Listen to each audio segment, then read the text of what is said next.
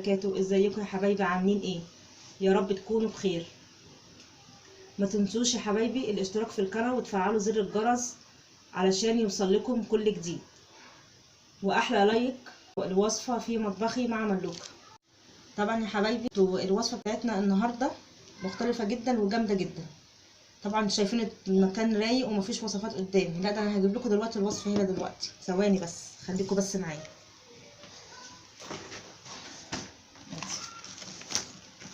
طبعا شفتوا الوصفه بتاعتنا النهارده الجامده دي. هنعمل ايه بقى؟ من غير ما اقول بقى، من غير ما اقول ده يعني ايه، محشي كرنب على طول. هنعمله بقى بالتكات بتاعتنا اللي انا معوداكم عليها، بالطريقه السهله البسيطه السريعه. خليكم معايا عشان تعرفوا التكات بتاعتي والتكات اللي احنا بنعملها في المحشي، ونخليه ريحته تجيب اخر الشارع. ماشي يا حبايبي؟ طبعا احنا جبنا الكرنب اهوت، وهنجهز الحاجه وهنظبط الحاجه مع بعض. وكده بقى يا حبايبي احنا معلقين على ميه بتغلي عشان نسلق في قلبها الكرنب. وكده جبنا الكرنب اهيت، هنقورها كده.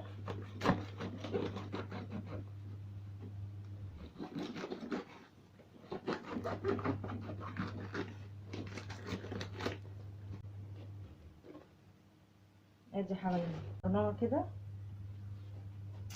هنروح على الحوض نشطفها يعني، وبعدين بقى نسلقها.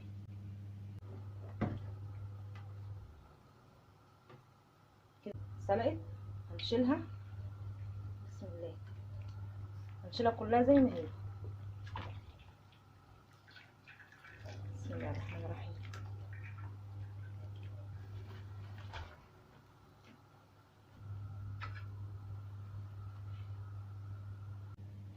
وادي يا حبايبي الكرنب اللي سلقناه طبعا مع بعض.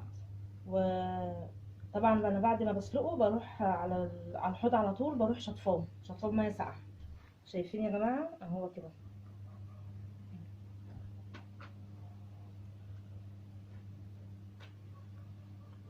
كده بقى يا حبايبي هنقطعه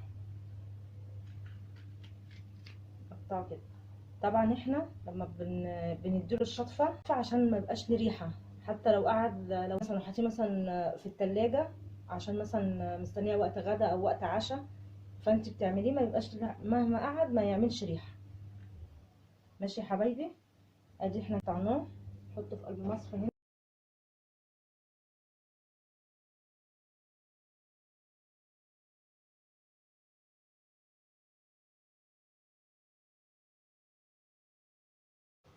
وادي يا حبايبي خلصنا التقطيع كرنب معانا اهو.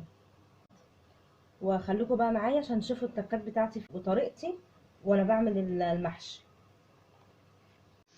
وهنا بقى يا حبايبي طلعنا كيس وراك كان عندنا يعني، هنطلعها ونغسلها مع بعض وهنتبلها. هنعملها فراخ مشويه عشان مش عايزه شوربه، انا عندي شوربه هسقي بيها المحشي. فقلنا بقى ايه، نشوي بقى اللي وردت معانا، هنعمل لها تتبيله حلوه كده.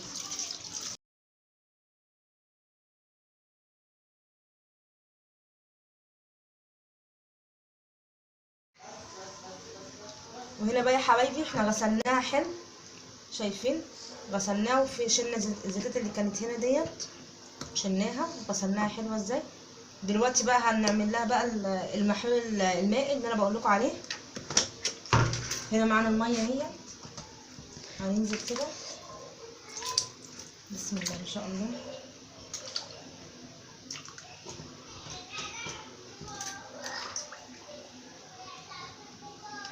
حاطين خل، حبه خل كده.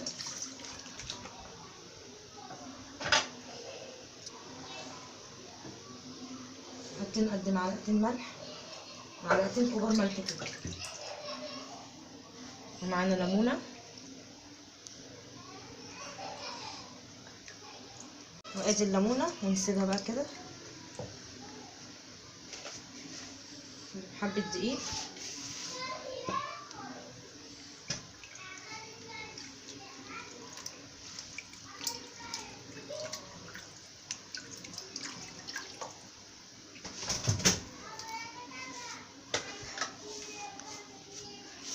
وحبه سكر، حبه يعني بايدينا كده.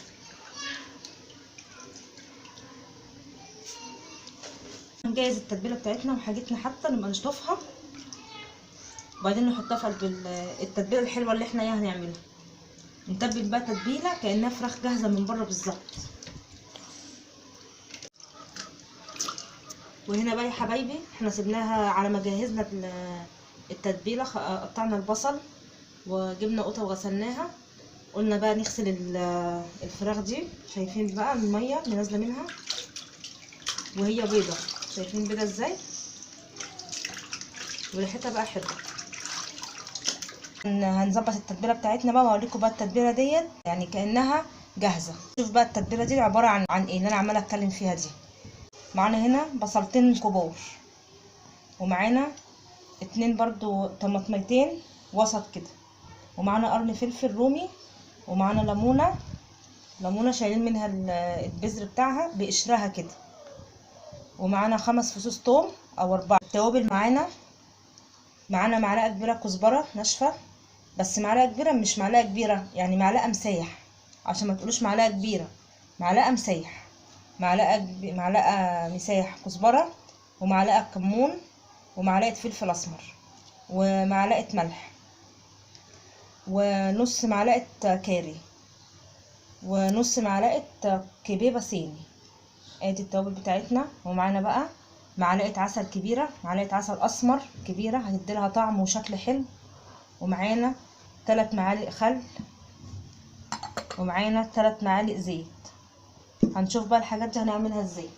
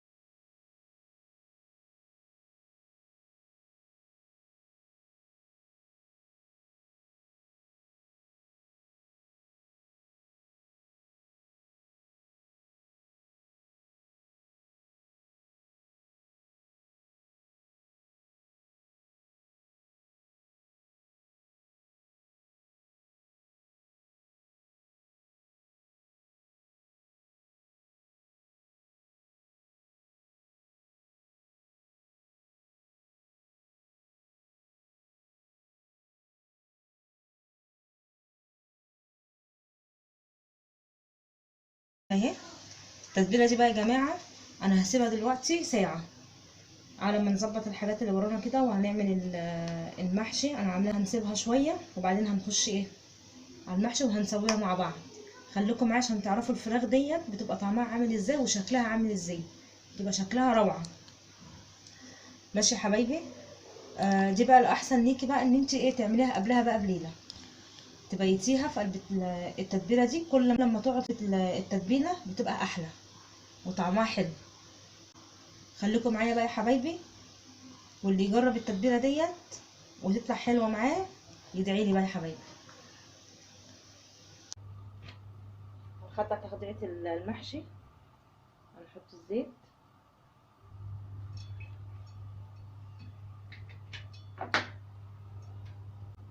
ننزل بالبصل على طول،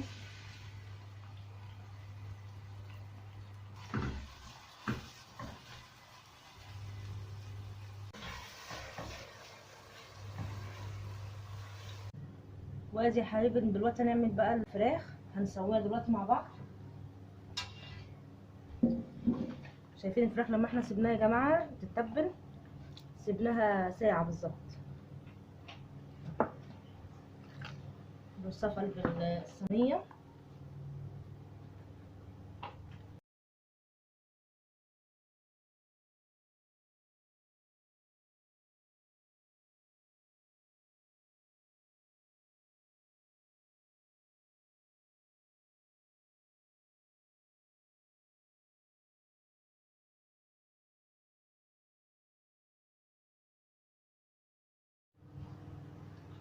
وادي يا حبايبي الفراخ اهي، هنسويها بقى وهتشوفوها بقى بعد بقى التسويه.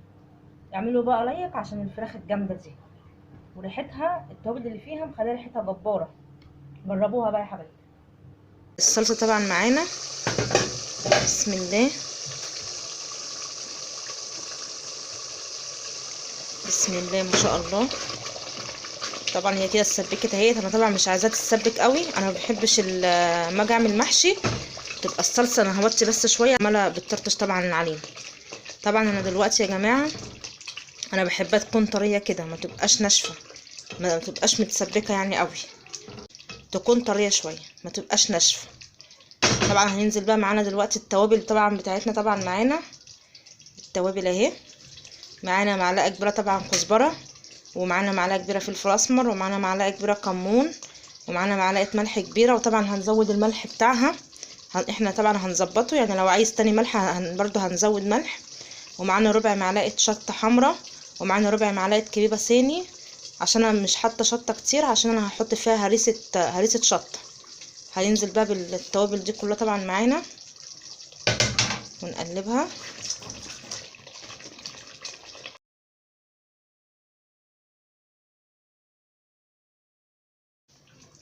طبعا كده هنروح بقى نجيب الرز.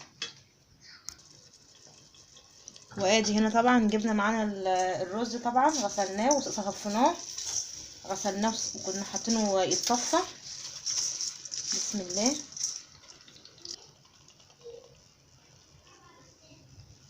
ونقلبه طبعا كويس، بسم الله ما شاء الله.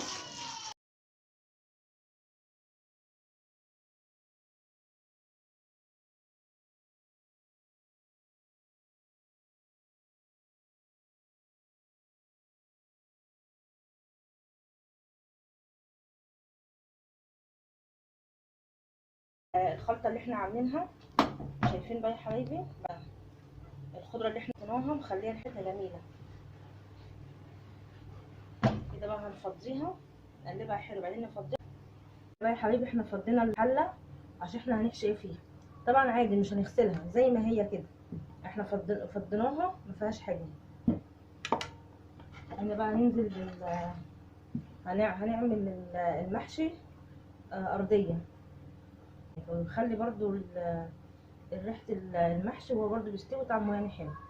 ننزل بالخضره ايه، هننزل بقى كده بيت العروق نقطعها. حابه انت بقى تحطي بصل متقطع حطي.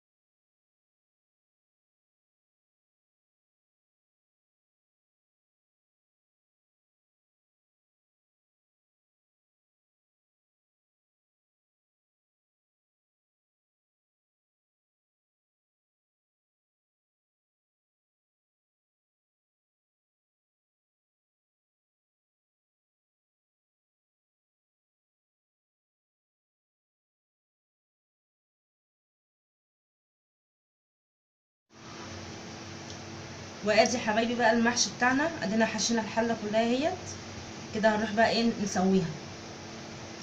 ما تنسوش بقى يا حبايبي تعملوا لايك، اعملوا لايك عشان المحشي الجامد بتاعنا دوت النهارده. تعالوا نروح بقى نسويه. وهنا بقى يا حبايبي معانا الشوربه في التلاجة، فقلت استغلها بقى واعمل انا فراخ مشويه بقى. بسم الله، بسم الله ما شاء الله.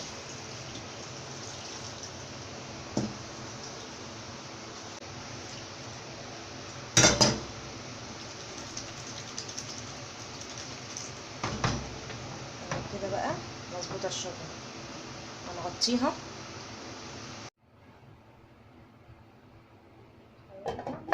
نغطيه بقى ونسيبه لحد لما يتشرب، وبعدين لما يتشرب الشوربه نغطي بقى عليه ونسيبه بقى شويه. ودلوقتي ايه كده اللي علنا على المحشي والفراخ، الفراخ بتستوي معانا كده، الاتنين هيطلعوا مع بعض باذن الله وهنقدم مع بعض وادي يا حبايبي خلصنا المحشي بتاعنا النهارده اهو. الفراخ شكله صراحه جميل وريحته جميل جدا. اتفضلوا بقى معانا بقى يا حبايبي. اتمنى تكون طريقتي في المحشي والفراخ الجميله المشويه بالتتبيله اللي احنا عملناها مع بعض تكون عجبتكم، تجربوها يا حبايبي. وانا واثقه ان الفراخ بالتتبيله ديت هتعجبكم ومش هتبطلوا تعملوها بالطريقه ديت. وما تنسوش يا حبايبي الاشتراك في القناه وتفعلوا زر الجرس علشان يوصل لكم كل جديد. والسلام عليكم ورحمه الله وبركاته.